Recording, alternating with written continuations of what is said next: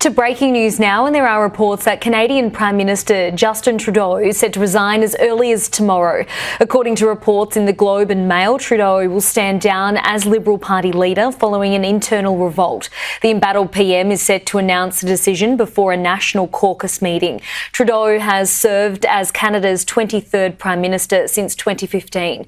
A source has told Reuters he has yet to make a final decision. Boy, oh boy, oh boy, oh boy, oh boy. So we got to talk about some bombshell news that could be another W. At this point, I got to tell you guys, I am full of W's. If you haven't noticed, my face has probably been getting a little fatter, okay? Because I've been bulking on W's this winter, right? We've been winning so much that I'm getting fat, right? So I'm just saying, at this point, I'm not sure if I can take any more W's, but it's okay. It's okay. I'm just going to, I don't know, take a laxative and then get right back to eat these W's because they just taste so good, okay? And we have another potential big W coming up here, or what seems to be a big W. We really don't know for sure yet, as it looks like Canadian Prime Minister Justin Trudeau is on the verge of resigning, okay? In fact, there are reports coming out saying that he's expected to resign as early as Monday, okay? Now, this has kind of been snowballing because all of his Liberal MPs have been revolting against him. His finance minister resigned amid the trade threats from Trump, right? Trump said, hey, you know what? I want to implement these 25% tariffs on Canada. If we can't work out some type of deal to do something about the trade deficit and the border and some other issues that Trump has with Canada, if we can't do these things, then this is going to happen, right? And that contributed to the infighting that was already happening within Justin Trudeau's administration, and it has resulted in people leaving, okay? His administration is collapsing. It's falling apart, okay? So I guess you could say that the walls are closing in, and it is expected that he is going to resign sooner rather than later, okay? This is what they're saying, as Canada has been facing some of the same problems that the United States has been facing, in which people are sick and tired of the overtaxation, the controversial carbon tax that was implemented under his administration. Inflation has skyrocketed, housing prices, the crackdown on the freedom protests, and immigration. Again, all problems that the Canadians have with Justin Trudeau, which has led to Justin Trudeau having an approval rating that basically is similar to Joe Biden. I think Joe Biden actually might be slightly more unpopular than Justin Trudeau at this point. But again, he's in Biden territory, which is really, really, really bad. Again, it's at the point where polls suggest that the Conservative Party is going to humiliate the Liberals in the upcoming election. Take a look. And joining us now, Nick Nanos, the chief data scientist and founder of Nanos Research. Good morning, Nick. How are you? Fine, Roger. How you doing? I can't complain except for the cold and the snow and all that stuff, but we're not going to do that, are we? We're going to talk Liberal Party and the ballot support for them. Yep. Or do we want to? It's just one of those things where it's pretty clear that the Liberals and Justin Trudeau are both on the ropes. You know, the thing is that in the weekly tracking, we look at the national numbers all the time, but, with the Conservatives at 47 and the Liberals at 21, what we have to remember, Roger, is that when we look across the country in all the different regions, the Conservatives have more than 50% support in every single part of the country except Quebec. Right? Mm-hmm. And that is a massive advantage for the Conservatives. And even in the province of Quebec, they're basically tied for second with the Liberals behind the Bloc Québécois. So, you look at this significant lead nationally. If we take Quebec out of the equation, the Conservative advantage is even more massive. And it speaks to the pressure that Justin Trudeau is under right now to resign, and also the worry that many Liberals have that they could just get crushed in the next federal election. And yeah, so again, the pressure for Justin Trudeau to resign is happening due to the fact that Canada has to have an election at some point this year. Okay, this guy is extremely unpopular, and it looks like the Liberal Party is going to get crushed. Okay, so Justin Trudeau, over the holiday break, over the Christmas break, he's essentially went into hiding.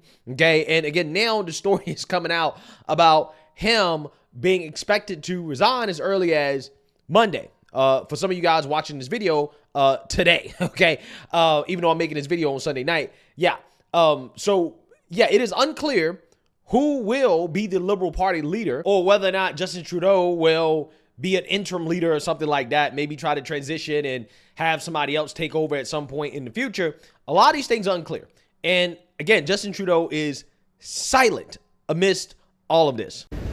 Just 3 weeks after an emergency meeting with Liberal MPs, Justin Trudeau is about to face his party yet again. Since Finance Minister and key ally Chrystia Freeland resigned, waves of Liberal MPs have called for Trudeau's resignation. The latest from London, Ontario. The continued leadership of Prime Minister Trudeau is just not tenable in light, in particular, of what's happened with Ms. Freeland. I've taken the decision to call for him outright to resign today. Over the holidays, Quebec, Ontario, and Atlantic caucuses signaled they want Trudeau to go. The group represents the majority of Liberal MPs, leaving the Prime Minister with very little support within his own party. Even with that pressure and days before a crucial meeting, Trudeau's future is still unclear. The Prime Minister returned to work on Friday but remained silent and avoided the media, something he has done since Freeland's resignation. Well, actually, I think he's done. With all those MPs that are asking for his departure, I think this is not realistic to think that he could be in charge for the next election. That election is due later this year, but the opposition wants it much sooner, and they're already campaigning. Do I pay my rent or do I buy groceries? So I just want to know what you plan on doing with that. Well, let's start with food. The Conservatives and New Democrats releasing these videos. We can win. If we fight, we can win. The House of Commons isn't scheduled to return until the end of January, but the opposition parties aren't waiting, with the Conservatives planning to start the process to bring down the government on Tuesday. Yeah, so you see now, you heard that, okay? The Conservatives in Canada are trying to force a non-confidence vote in order to oust Trudeau, okay? And the Liberals are desperately trying to figure out what to do, okay? And at this point, it seems as if Trudeau may end up folding to the pressure. Now, again, while this is not something that happened completely because of Trump's tariff threats, it definitely contributed to the chaos that is happening within the Canadian government and the Liberal Party, okay? And with that being said, I want to react to this clip from Fox Business in which you have a premier from Alberta discussing the calls for Trudeau to resign in light of the tariff threats from Trump. Because it seems as if ever since Trump got elected, the world has been healing for the better. It's actually remarkable to see the world change in real time. And the guy is not even in office yet. So without further ado, let's go ahead and get into this. So that was Kevin O'Leary on Fox Business earlier this morning. So the Alberta Premier, Danielle Smith, is here. You know, there are way too many barriers for Canada to join the United States in terms of statehood. But why do you think the idea of statehood is resonating with Canadians? I think it's resonating with Americans more than Canadians, frankly. I think there's a number of Canadians who are really concerned that what started off as a joke seems to keep on coming back and back and back. What Canadians really want is a preservation of the incredible trading and defense partnership that we've had with the Americans since our founding. We are the largest trading partner with the United States. We buy more goods from the United States than anyone else. Mexico is second. We buy more goods, in fact, than Germany, Italy, France, the UK, and Vietnam combined. So we have a very strong relationship. What we're worried about here is a 25% tariff that could potentially disrupt that cross-border trade flow. So I think there are some people putting forward ideas about how that might be resolved. I personally think the way it would be to resolve is to have no tariffs, as we've had in the past, and get back to talking about some of the other trade irritants that are causing the new incoming president to have concerns about Canada as a partner. Well, and I actually would prefer no tariffs as well too, right? But you know, I love how the mainstream liberal media mocked Trump threatening tariffs. Okay, when the reality is that Trump is not threatening tariffs to actually implement the tariffs because nobody actually really wants to do that, right? I don't even think Trump wants to do that. You do that in order to get more favorable trade agreements, right? When you feel like you're being screwed over, you say, hey, you know what? We're being screwed over. Let's actually use our economic leverage in order to get better terms that is going to be beneficial for the country, right? It's called putting America first, right? Not letting our so-called allies screw us over, okay? That's what it's about. And Trump has been using these tariff threats, and you already are seeing that countries are moving due to the threats from Trump. Like, for example, I did a video just a couple days ago about the Mexico president who was talking big game about how she's not going to fold to Trump and his tariff threats, and she's going to do retaliatory in-kind tariffs against the United States of America in response to Trump's threats, because Trump wants her to do her part as the Mexico president to keep illegals from crossing the Mexico border and coming into the United States of America. She's already folded on that, right? She's already backed down, and she's saying, okay, yeah, we'll cooperate with the mass deportations that the Trump administration is going to do. Okay, we're going to help Trump deport illegal immigrants from the United States of America to the countries that refuse to accept our deportation flights, like Cuba and Venezuela. Okay, so you're already seeing how powerful the threats of tariffs can be and how it can make our allies take actions that are beneficial for the United States of America. Again, this is why I chuckle and laugh at the mainstream liberal media and their fake armchair economists, aka Democrat propagandists, trying to dismiss Trump's tariff threats as a tax on the American people. Well, Trump's going to raise your taxes. Trump wants a 25% sales tax, right? This is what they were saying, okay? And it's like, yo, you're not paying attention. They're trying to influence stupid people who have no idea how negotiating works, okay? Trump is a businessman, and he's always negotiating, and that's essentially what you're seeing here, right? This is a negotiation, and the conservatives in Canada understand that. I've talked before about the border between the U.S. and Canada. There's now a $1.3 billion security proposal on the Canadian side. Last Friday, the Canadian foreign minister and the finance minister met with President-elect Trump, as well as the border czar. Out of that meeting, one official saying that President-elect is more focused, away from little of the border, but to the trade deficit that the U.S. has Canada. What do you make of all that?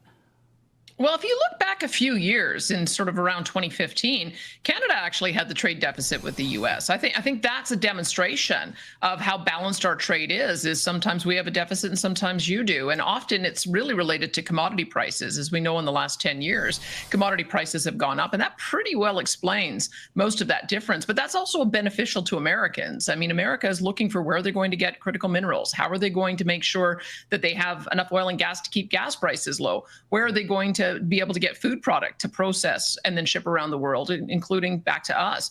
And so I would say that that if we can take the issue of commodity prices out of the mix, we actually have what it is that the U.S. president is looking for, is a fair and balanced trade relationship. I think that personally that the president has good reason to turn his sights to other jurisdictions that that have a massive trade deficit, are not buying the equivalent amount of American goods. And that seems to me to be where his issue lies. I think Canada will continue to be a really great trading partner with the United States, and that balanced trade is what other countries should be aspiring to.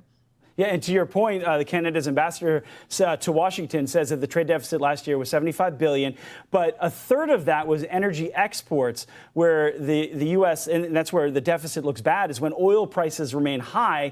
Canada has, one of the U.S.'s closest allies. The prime minister, though, is facing an election in 2025. Is all of this hurting his re-election chances? Most definitely. I mean, I think you're beginning to see even his own party is calling for an election or for him to resign. I've been calling for an election for some time. We are now, with the United States and the inauguration on January 20th, facing a president who has a 4-year mandate.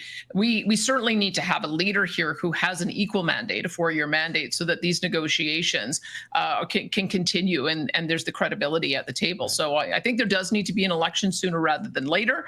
And I hope that we don't end up seeing really massive tariffs and a beginning of a trade war in the meantime. I think that would be terrible for both Canadian consumers and American consumers. Because to your point about energy, part of the benefit you get from having Canadian energy is if we had a 25% tariff, it would cost $1 a gallon more. And I don't think American consumers want that. We're running out of time. Yeah, but see, again, no offense to this lovely lady, right? But, you know, it would hurt Canada a lot more than it would hurt us, okay? This is why the threat of tariffs is causing turmoil in your country, okay? As much as, again, these countries, Canada and Mexico, want to talk tough, right?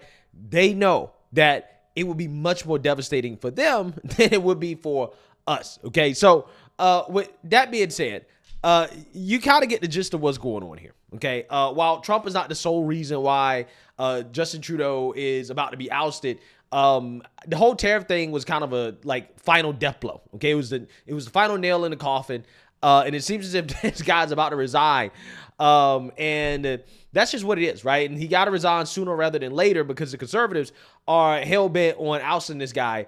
And again, that's probably going to happen sooner rather than later. So he might as well go ahead and resign now, okay? And maybe him resigning now will give the liberals an opportunity to foster some strategy in order to prevent themselves from being basically blown out in the upcoming election. But we'll see what happens. Let me know what you guys think. Make sure you like, comment, and subscribe. Most importantly, share a Black conservative perspective. Peace.